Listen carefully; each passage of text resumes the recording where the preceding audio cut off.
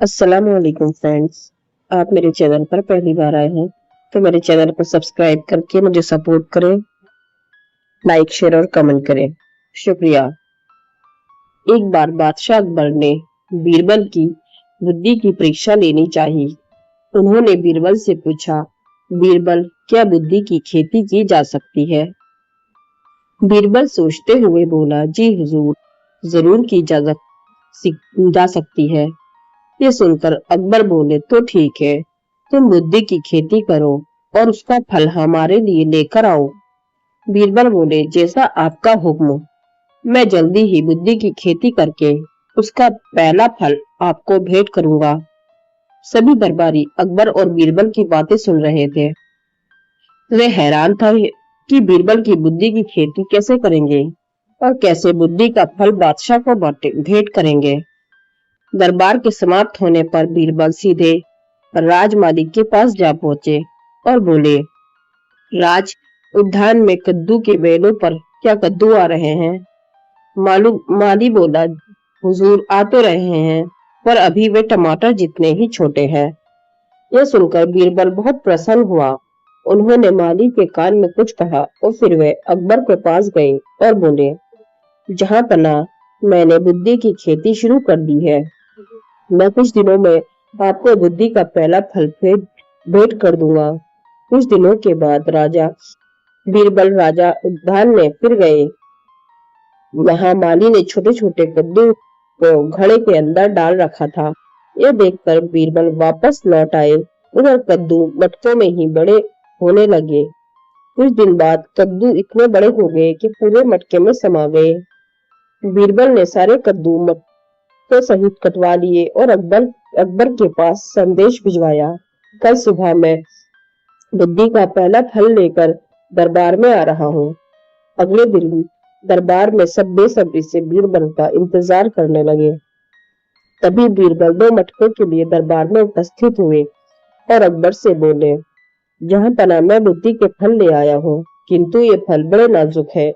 याद रहे, इन मटकों में से फल निकालते समय ध्यान रखिएगा कि ना तो बुद्धि का फल कटे और ना ही मटका फूटे। यह सुनकर बादशाह हैरान रह गए। उन्होंने मटके में झांक कर देखा तो वे बहुत हंसे। वे बीरबल की बुद्धिमानी से बहुत प्रसन्न हुए। सभी दरबारी भी बीरबल की प्रशंसा करने लगे। बीरबल के बुद्धिमत्ता के किस्से दूर तक पहुंच गए थे। एक बार एक विद्वान ने बीरबल की बुद्धिमत्ता को चुनौती देने के विचार से अकबर के दरबार में आया। विद्वान ने राजा के सामने खुद को चतुर बताते हुए कहा कि उसके सवालों का जवाब बीरबल भी नहीं दे पाएंगे। अकबर ने बीरबल को दरबार में बुलाया और उसे बताया कि विद्वान तुम्हें चुनौती देना चाहते हैं। बीरबल ने उस चुनौती को स्वीकार किया तो विद्वान ने उनको दी थी।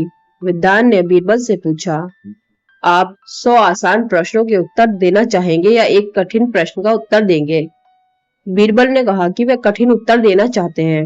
विद्वान ने कहा, मुझे बताइए कि पहले क्या आया, मुर्गी या अंडा? बीरबल ने कुछ देर सोचा और कहा, मुर्गी पहले आई।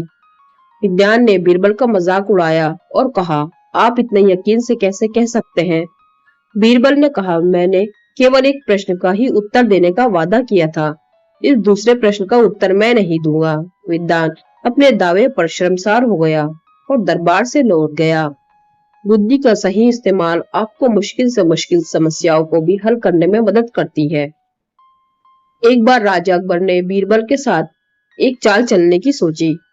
उन्होंने दरबार में सभी मंत्रियों को एक एक अंडा दिया और कहा कि कल सभी इस अंडे के साथ आए, लेकिन अंडे को अपने वस्त्र में छिपाकर। अगले दिन अकबर ने सभा में कहा, मैंने कल रात एक सपना देखा, जो कोई शाही तालाब में अंडा लेकर आएगा उसकी वफादारी साबित हो जाएगी, अन्यथा नहीं। इसके बाद अकबर ने अपने अपने मंत्रियों को ऐसा ही करने और अपनी वफादारी साबित करने के लिए कहा। जैसे कि योजना बनाई गई थी, सभी मंत्रियों ने अंडे की तलाश करने का नाटक किया और कुछ ही समय में उन सभी को एक एक अंडा मिला, जो उन्होंने पहले से ही अंदर छुपा रखा था। फिर जब बीरबल अंडे की तलाश में गए तो उन्हें अंडा नहीं मिला। जब बीरबल खाली हाथ पहुंचे तो सभी उनकी ओर देखकर मुस्कुराने लगे। बीरबल को पूरे परिदृश्य का आभास हो गया और बादशाह के पास गए और जोर से मुर्गे की आवाज निकालने लगे। राजा सोच में पड़ गए और पूछा कि ये क्या है, जिस पर बीरबल ने जवाब दिया कि महाराज, मैं मुर्गी नहीं मुर्गा हूँ, इसलिए मैं अंडा नहीं ला सका। यह सुनकर दरबार में मौजूद सभी लोग जोर से हंसने लगे। राजा अकबर को एहसास हुआ कि बीरबल को बेवकूफ बनाना इतना आसान नहीं है। आत्मविश्वास आपको मुश्किल परिस्थितियों से निपटने के लिए मदद करता है। एक बार बीरबल को दूसरे राज्य में राजदूत के रूप में भेजा गया।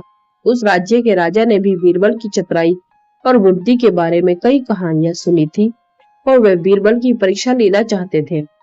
राजा ने अपने सभी मंत्रियों को उनके जैसे कपड़े पहनाए और वे सभी बीरबल की परीक्षा लेने के लिए एक साथ कतार में बैठ गए। जब बीरबल ने राज दरबार में प्रवेश किया तो वह सभी को एक जैसे कपड़े पहने और एक ही तरह के सिंहासन पर बैठा देखकर चकित रह गए। हैरान बीरबल ने सभी को थोड़ी देर देखा, फिर उनमें से एक के पास गए और उनके सामने आदर से झुक गए। यह देखकर स्वयं राजा भी आश्चर्य में पड़ गए। उन्होंने खड़े होकर बीरबल को गले लगाया और उससे पूछा कि उन्होंने यह अनुमान कैसे लगाया। बीरबल ने मुस्कुराते हुए जवाब दिया, महाराज, जिस तरह का विश्वास मैंने आप में देखा वो मुझे किसी और में नहीं दिखाई दिया और ये सभी आपकी और अनुमोदन के लिए देख रहे थे। राजा यह देखकर बहुत खुश हुआ और बीरबल की प्रशंसा की। एक बुद्धिमान व्यक्ति अपने अवलोकन यानी ऑब्जर्वेशन के माध्यम से ही चीजों को समझने का प्रयास करता है। राजा अकबर के हमेशा की तरह अपने दरबार में बीरबल से एक सवाल पूछा कि बीरबल, अगर मैं तुम्हें न्याय और एक सोने के सिक्के के बीच चयन करने के लिए कहूँ तो तुम क्या चुनोगे? बीरबल ने उत्तर देते हुए कहा कि बिना किसी संदेह के मैं एक सोने का सिक्का चुनूंगा। इस बार बीरबल बोलते समय थोड़ा लड़खड़ाए। राजा अकबर सहित सभी लोग बीरबल के इस उत्तर पर हैरान रह गए। राजा अकबर ने कहा, मैं तुमसे बहुत निराश हूँ।